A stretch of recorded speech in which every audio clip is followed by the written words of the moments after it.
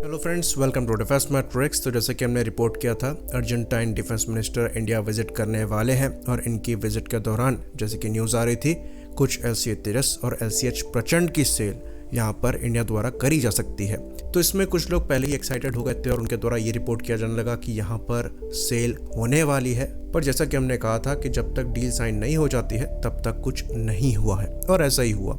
कोई भी रिपोर्ट निकल कर सामने नहीं आई जिसके अंतर्गत ये साफ हो कि किसी तरीके की अंडरस्टैंडिंग अर्जेंटीना और इंडिया के बीच में बनी है इन प्लेटफॉर्म्स की सेल को लेकर। तो ये चीज़ साफ है कि अर्जेंटीना अभी भी क्लियर नहीं है कि उनको कौन सा फाइटर चाहिए। जो सबसे बड़ा चैलेंज है वो क्लियरली ये है कि कोई भी ब्रिटिश कंपोनेंट उनके फाइटर में नहीं होना चाहिए, और ये चीज़ अर्जेंटाइन डिफेंस मिनिस्टर ने एक इंटरव्यू के दौरान क्लियर कर दी।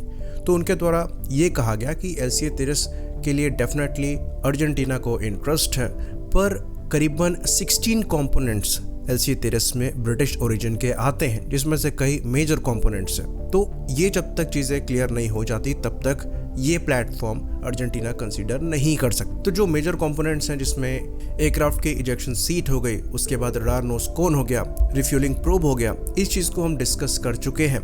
लेकिन और भी कई कंपोनेंट्स हैं जो कि LCA-30 में ब्रिटिश ओरिजिन के आते हैं, तो इनका रिप्लेसमेंट इतना आसान नहीं होगा। तो कुछ ऐसे कंपोनेंट्स हैं जिनको हम इंडिजिनसली रिप्लेस करने के लिए डेवलप कर रहे हैं, लेकिन कुछ ऐसे कंपोनेंट्स हैं जो कि हमारे द्वारा नहीं बनाए जा रहे हैं, जिसमें इजेक्शन सीट पर्टिकुलरली सबसे मेजर कंपोनेंट है। तो हमें यहाँ पर ऑल्टरनेटिव्स देखने पड़ेंगे, और ये छोटा प्रोसेस नहीं है। साथ ही साथ ऑर्डर संख्या यहाँ पर बहुत बड़ी नहीं होने वाली है, करीबन 15 के आसपास ही एयरक्राफ्ट ले सकते हैं। तो हमें ये भी देखना पड़ेगा कि खाली 15 एयरक्राफ्ट के लिए इन कंपोनेंट्स को रिप्लेस करना हमारे लिए वायबल ऑप्शन है या नहीं है। वहीं पर JF-17 के साथ केस ऐसा है कि चाइना के पास खुद के ऑल्टरनेटिव्स मौजूद हैं। हाँ, रिलायबिलिटी वहाँ पर एक बड़ा फैक्टर है, और शायद इसीलिए अभी तक JF-17 को चॉइस नहीं बनाया गया है। तो ये देखने वाली बात होगी कि अर्जेंटीना के लिए 13 में ये बदलाव किए जाते हैं या नहीं किए जाते हैं, और उन्हीं पर बेस्ड होकर अर्जेंटीना यहाँ पर फैसला करेगी। लेकिन दूसरी डील में यहाँ पर सक्सेस मिल सकती है, जिसके बारे में हम आज विस्तार में बात करने वाले हैं। तो एक अर्जेंटाइन डिफेंस वेबसाइट द्वारा एक रिपोर्ट पब्लिश करी गई है, जहां पर यह दावा किया जा रहा है कि अर्जेंटीना द्वारा लेटर ऑफ इंटेंट साइन किया जा सकता है करीबन 20 यानी कि 20 HAL प्रचंड हेलीकॉप्टर्स को एक्वायर करने के लिए। तो ये चीज़ क्लियर करी गई है कि ये अभी भी कंफर्म्ड न्यूज़ नहीं है, पर अच्छी खासी पॉसिबिलिटी एग्जिस्ट करती है कि यहाँ पर लेटर ऑफ इंटेंट 20 HAL प्रचंड हेलीकॉप्टर्स को एक्वायर करने के लिए साइन किया जा सकता है।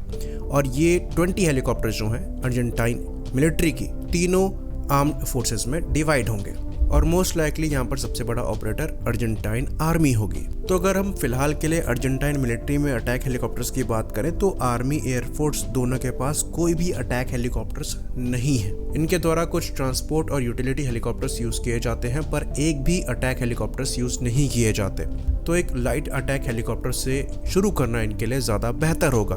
बात करें लाइट कॉम्बैट हेलीकॉप्टर की, तो ये इंडियन आर्म्ड फोर्सेस को मिलना चालू भी हो गए हैं, जिसके अंतर्गत इनिशियल 15 हेलीकॉप्टर्स जो हैं ये एयरफोर्स और आर्मी को डिलीवर किए जा रहे हैं। साथ ही साथ जो सीरीज प्रोडक्शन के हेलीकॉप्टर्स हैं उन पर भी काम किया जा रहा है, और जो इंपॉर्टेंट डिफेंस स्वीट मिसिंग है, जिसके अंतर्गत मिसाइल अप्रोच वार्निंग सेंसर्स हो गए, मेनली उनका इंटीग्रेशन यहाँ पर देखा जा रहा है। साथ ही साथ कुछ रिपोर्ट्स DIRCM के इंटीग्रेशन को लेकर भी आ रही है। तो अर्जेंटाइन मिलिट्री डेफिनेटली इनके सीरियल प्रोडक्शन हेलीकॉप्टर वर्जन में इंटरेस्टेड होगी, जो कि 4 हार्ड पॉइंट और एक 20 मिलीमीटर कैनन के साथ आते हैं, जिसमें 420 मिलीमीटर के राउंड्स फायर करने की क्षमता है।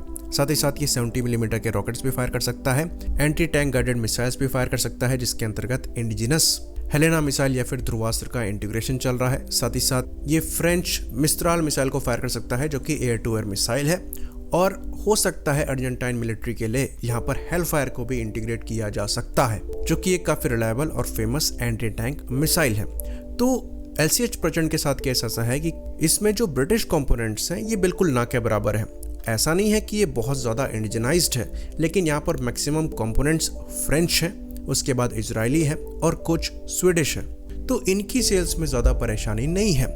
दूसरी चीज़, ये रिलायबल प्लेटफॉर्म भी है। यहाँ पर चाइनीज़ हेलीकॉप्टर्स भी एक ऑप्शन हो सकते हैं, पर उनसे ज़्यादा रिलायबल हमारे LCH प्रचंड है, और समय के साथ साथ इन पर और भी काम किया जा रहा है रिलायबिलिटी फैक्टर को बढ़ाने के लिए। जिस हेलीकॉप्टर पर ये बेस्ड है वो खुद 3 लाख फ्लाइंग आवर्स से ज़्यादा फ्लाई कर चुके हैं, जो कि इसकी रिलायबिलिटी को प्रूव करता है। आई होप इन्फॉर्मेशन यहाँ पर क्लियर रही हो। इसी बात पर इस वीडियो को हम खत्म करेंगे। लाइक करिए, सब्सक्राइब करिए। जय हिंद।